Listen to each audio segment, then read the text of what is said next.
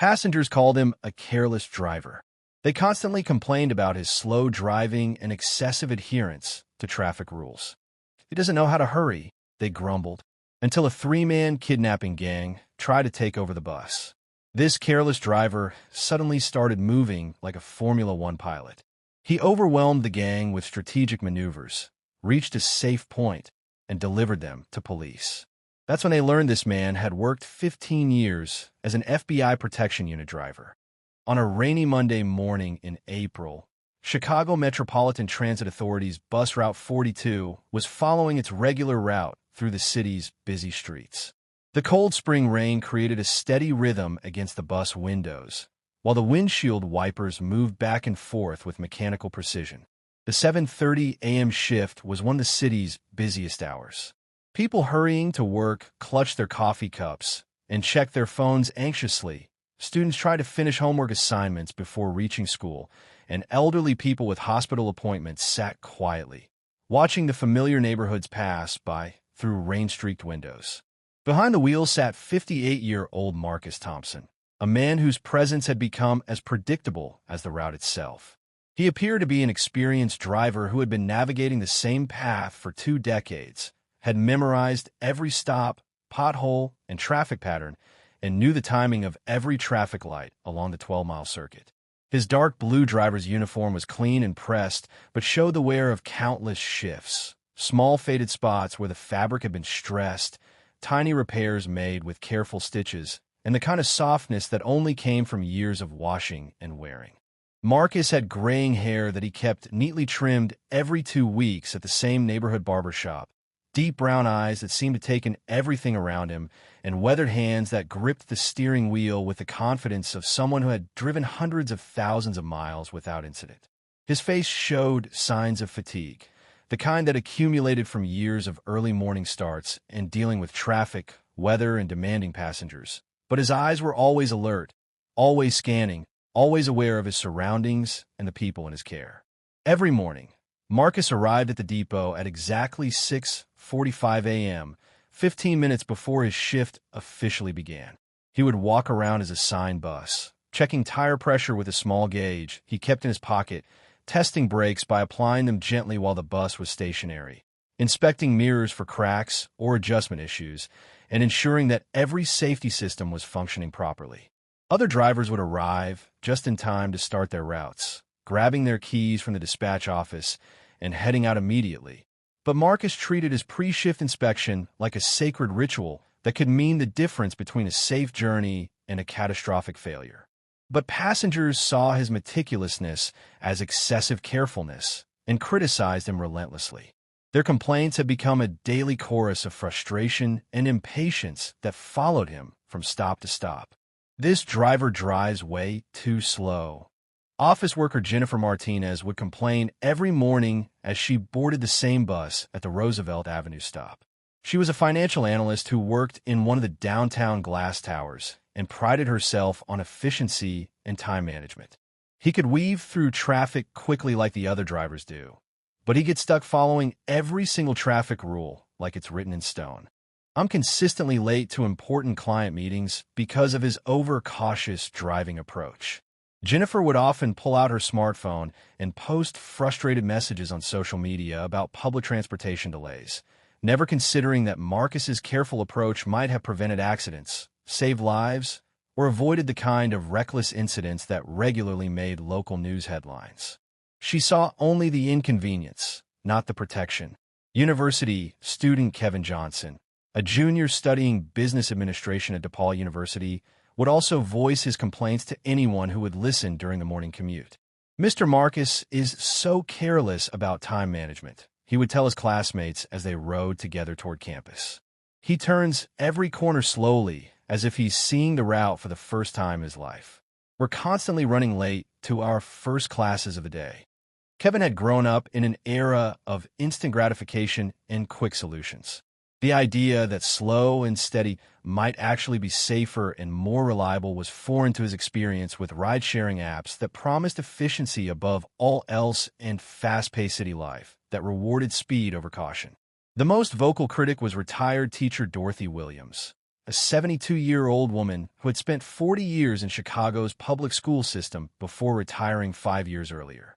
She rode the bus 3 times a week to visit her doctor, attend senior center activities, and meet longtime friends for lunch. "This man simply doesn't know his job," she would declare to other passengers. "He hasn't learned how to maneuver efficiently in urban traffic conditions." Modern professional drivers understand how to be appropriately aggressive when the situation demands it. "He's too timid, too hesitant, too afraid to make the decisive moves that keep transportation flowing smoothly." Marcus heard every word of these criticisms. The acoustic design of public buses meant that conversations carried forward to the driver's area quite clearly. But he never responded, never defended himself, never tried to explain his methodical approach or justify his driving decisions. He simply listened, mentally noted the feedback, and continued driving with the same careful attention to safety protocols that had defined his entire professional career.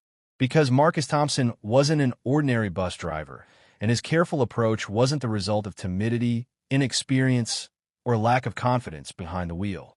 For 15 years, from 1995 to 2010, he had worked as a specialist driver in the FBI Protection Unit, one of the most elite and demanding positions in federal law enforcement.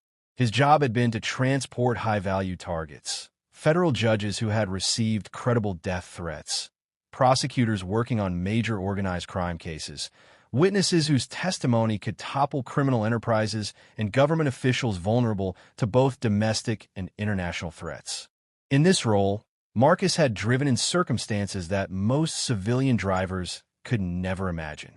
He had navigated through potential ambush sites while maintaining normal traffic patterns to avoid detection, executed complex evasive maneuvers while under active surveillance by hostile parties, and maintained control of vehicles during situations where split-second decisions meant the difference between successful mission completion and catastrophic failure.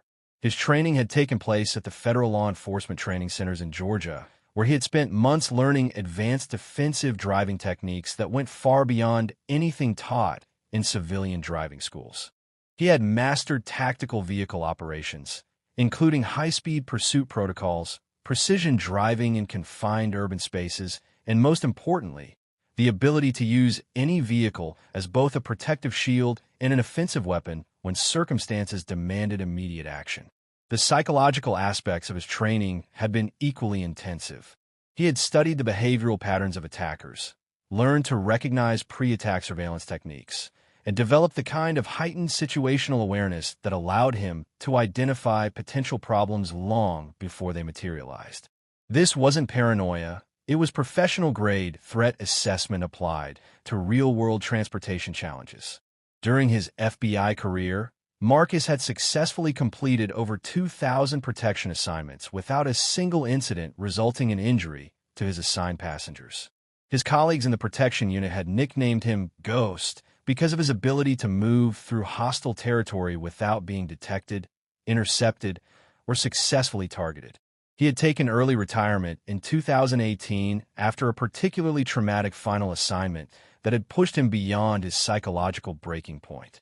A federal prosecutor and her family had been under his protection when their safe house location was discovered and attacked by assassins. Although Marcus had successfully evacuated everyone to safety, the psychological toll of the near miss had affected him deeply. His stress levels had reached critical points that manifested in nightmares and hypervigilance. The FBI's Psychological Services Department had recommended immediate retirement. His wife Sarah had been even more direct in her assessment. "Marcus, you've given enough to your country.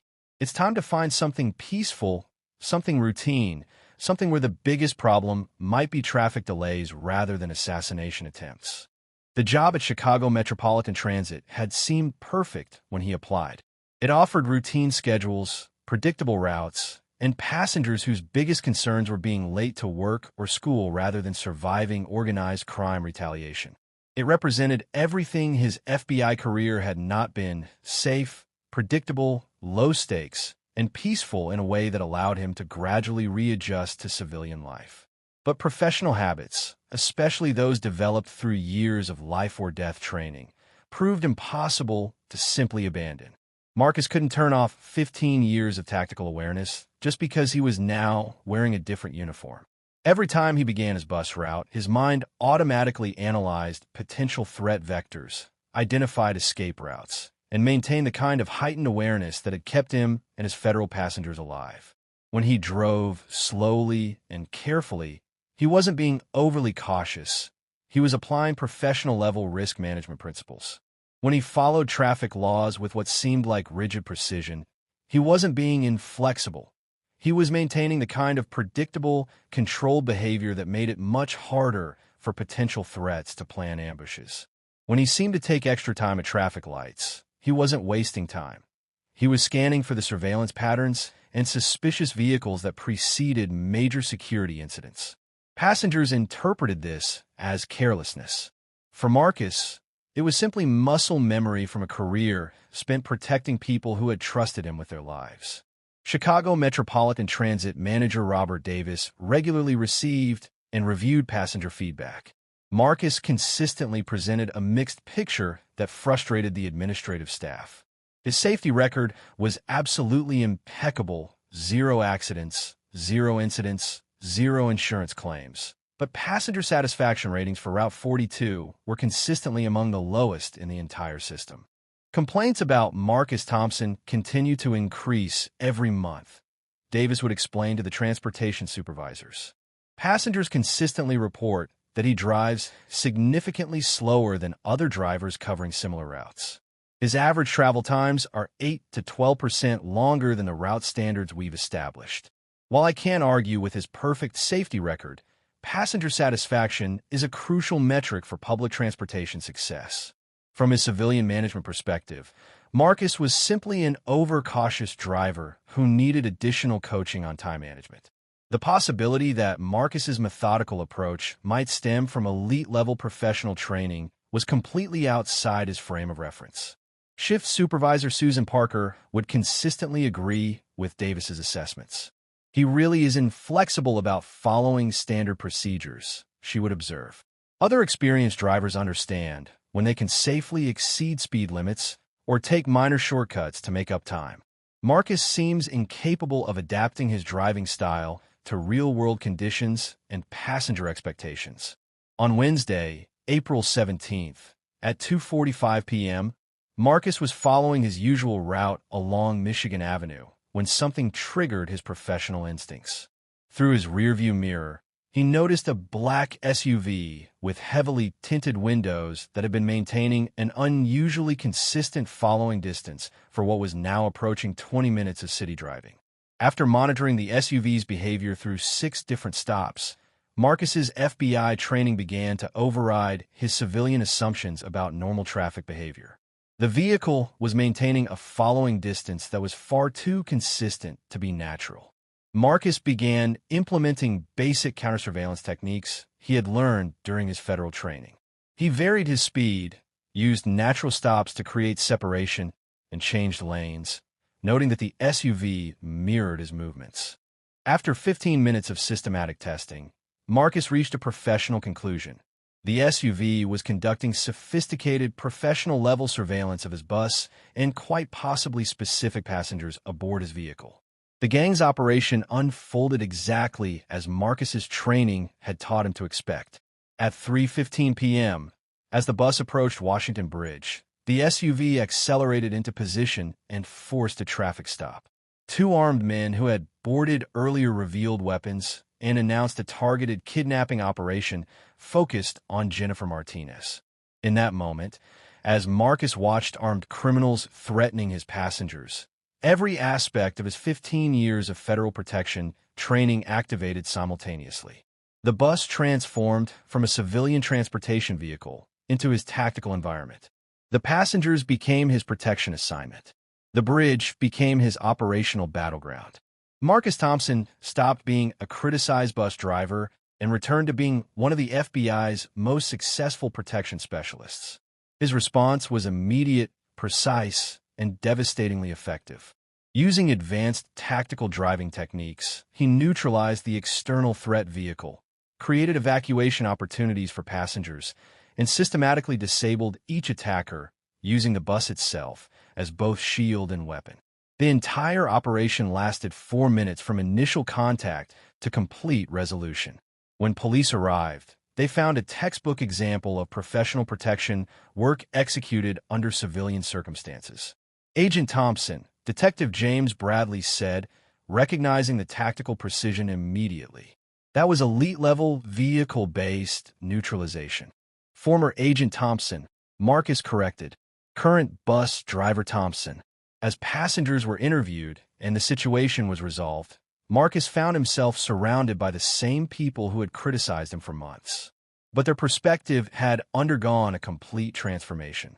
"You've been protecting us this whole time," Jennifer Martinez realized, tears in her eyes. "Even when we complained about your careful driving." "That's the job," Marcus replied simply, "making sure everyone gets home safely."